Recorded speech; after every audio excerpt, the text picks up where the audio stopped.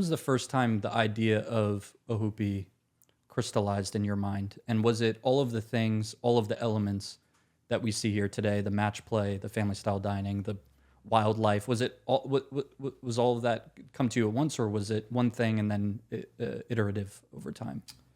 It was iterative for sure. So in some ways it was it was just a fantasy. So going back, I grew up in northern Fairfield County, Connecticut, which is the unfancy part of Fairfield County. I played my golf on a 9-hole municipal golf course with a great backstory. It was actually the personal practice facility of Gene Sarazen. Okay. What was it called? It was called Sunset Hill Golf Club when I played there. Okay. We had 9 holes, 1 bunker on the golf course. There was exactly 1 greenside bunker and no fairway bunkers. And there was only 1 because when Sarazen built it as a practice facility, he only needed 1 bunker to practice in. He also didn't expect anyone else to ever play the routing, so we had fairways crossing. We had the first hole was a par 5 that played down a hill, and then the 5th hole was a par 4 that played back up the same hill. So as you were you'd hit your tee ball and you'd walk down 1, you were always hyper aware of balls coming off the 5th tee that would be coming at you, and vice versa. So walking up the worst was walking up the hill on 5 because you couldn't see the tee balls on 1 that would be coming, basically straight at your head. So we used to refer to it as Helmet Hill. Mm-hmm. Anyway, that's sort of a sidebar, but so for me growing up in an amazing family, but kind of the low end of middle class in that part of the world, I don't think I played my first golf on a private golf course until I was in my mid-20s. It just wasn't part of the world. And so, to call this anything other than you wouldn't even fantasize about it, to build something like this. That happened more over a period of years, and it happened a little more accidentally. And it kind of started around my 40th birthday. As the story goes, I was very overserved late into the evening of my 40th birthday, spending time I had a group of high school and college friends who had all come to this party that my wife threw for me. And somewhere along, after way too many cocktails, I vowed that we were not going to lose touch with each other and that we were going to go on a golf trip every year together and that I was going to host it. And so I started hosting a annual trip for my friends, and it was really just about staying in touch. And then I was an English literature major, and so I kind of processed through words. And so after each trip, I would write what could have made that trip better. So first year we went to Sea Island. It was great. We tried private clubs. We did public. We sort of tried a bunch of different ways. And every time there was a list of things that could have been better. It would have been great if we didn't have to, go figure out how to pay for an emergency night. It would be great if everyone wasn't wrestling over the drink bill and the check bill and things like that. And so that kind of culminated after 4 or 5 years in this 20-page manifesto that was really written about kind of what the club, what would the sort of the club built for that friends trip really look like.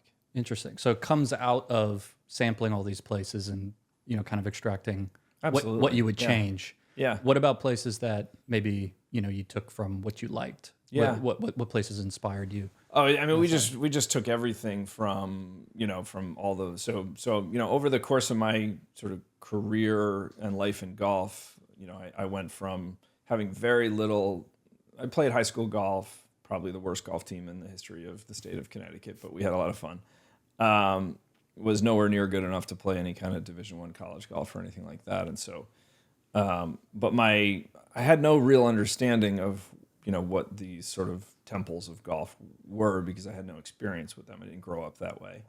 In building this place, we focused a lot on the things we loved, and sort of there are homages throughout this place to the places that had become in my 30s and 40s like a special part of experiencing a different kind of the way this world works and the relationships that got built around that. So you wouldn't necessarily see it, but our locker room in a lot of ways is meant to be a kind of smaller version of, and very different version of the Seminole locker room, right, which I think is one of the most special locker rooms in certainly in America. Tall, kind of open vertical lockers. Big open, yeah. I mean, we don't have, because we're not a community club. We're not or even, there's Foot Lockers, right? We don't have these big tall lockers, but what we have is a big open room. Yeah. Right. So it's a miniaturized version of a large open room where you're not hiding in nooks and crannies. Everybody's there, and it's very social. Yeah.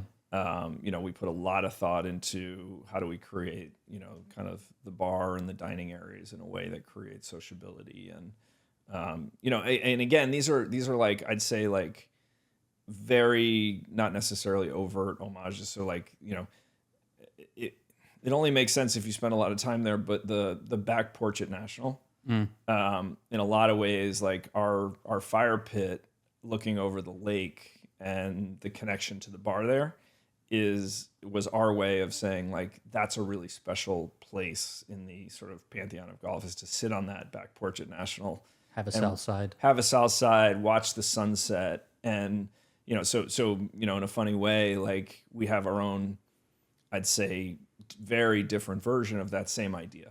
But the intent underneath it is the same. It's the feeling we're trying to get to, right? Mm-hmm. It's the and most of, I wouldn't say that at the root of what we created was critical of other experiences. It was just, the more I did this, visited these amazing golf places and, had the privilege of participating there as a guest and then ultimately as a member at some of these places. It was, I think what kept coming back to me was they're all incredible, but none of them are really programmed exactly for the, this is a trip with my close friends, right? And we're going to do this thing that we do where we all get together and we play matches and, we all stink at golf, but we have a great time doing it. And so, it was less about like there's anything wrong with any of the experiences we had. It was more about how do we create something that sort of transcends and is so hyper focused on this singular thing of like being with your friends, and try to cut away as much of the other friction as we could from the whole process. Very interesting.